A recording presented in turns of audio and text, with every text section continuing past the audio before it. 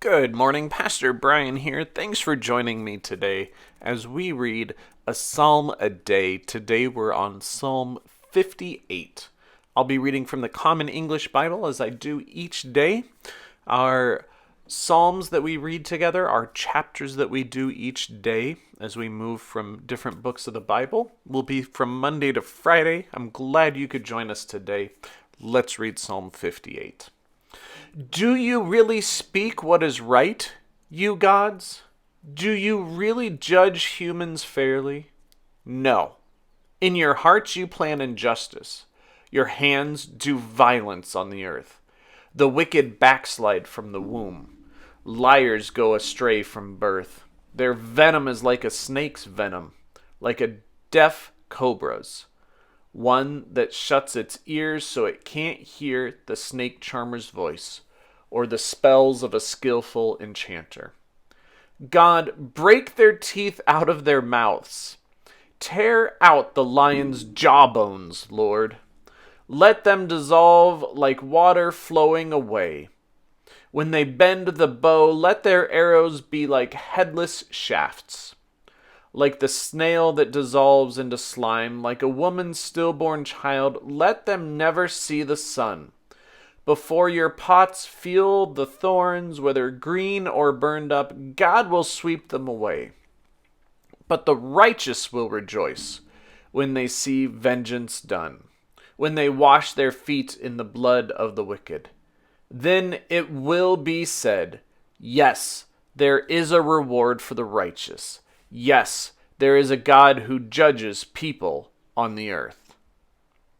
And that is the end of Psalm 58. Well, what did you hear? What did you like? What didn't you like? Maybe you can tell by my voice that I'm not so sure about this one. I understand it.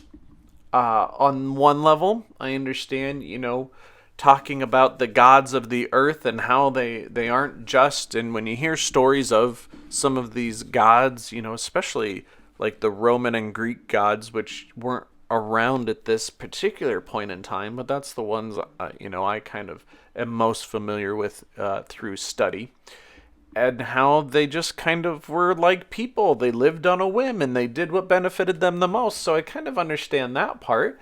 And I understand the wicked in the way in which they act and do things, and that,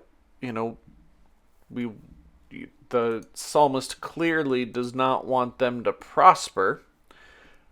But it just seems to get extremely descriptive in the way in which the psalmist describes the way in which he wants God to dole out justice. And that is the part that I have a hard time with. And, I get it. And I get that the psalmist has a real difficulty at times, again, kind of looking at other psalms, with the wicked and the way in which they prosper. And so this particular psalm seems to be asking God to destroy the wicked and take away the things that they seem to benefit at times. And so, it's kind of hard when you see other things in the Bible, especially in like Proverbs and Matthew, where it talks about loving our enemies and, doing good for those who persecute you. And so how do we reconcile that idea, which we hold on to much more central as Christians, to this idea of the psalmist asking God to enact justice on these wicked people? And, it is a great question.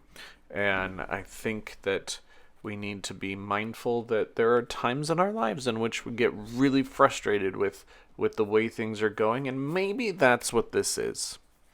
Maybe it is one of those things where people say things that are over the top to try to prove a point.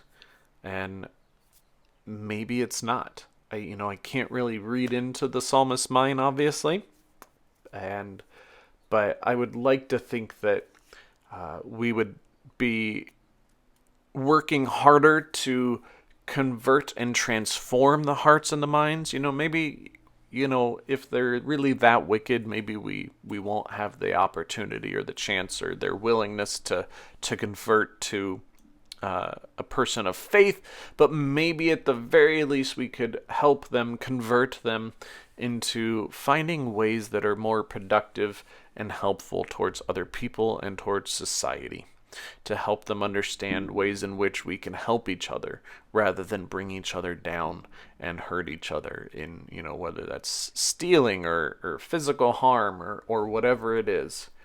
And so this is a hard one. I fully admit and recognize that sometimes like I said, sometimes we feel this way, and maybe we just need to get it out and then move past it and find a better answer than the one that we have ourselves thrown out there, just like the psalmist has. So, what did you hear? What did you like? Was there something you liked? Was there something you didn't like about today's psalm? Write it down. Share it with a friend. Share it with us. Take care of yourselves, stay safe, and God bless.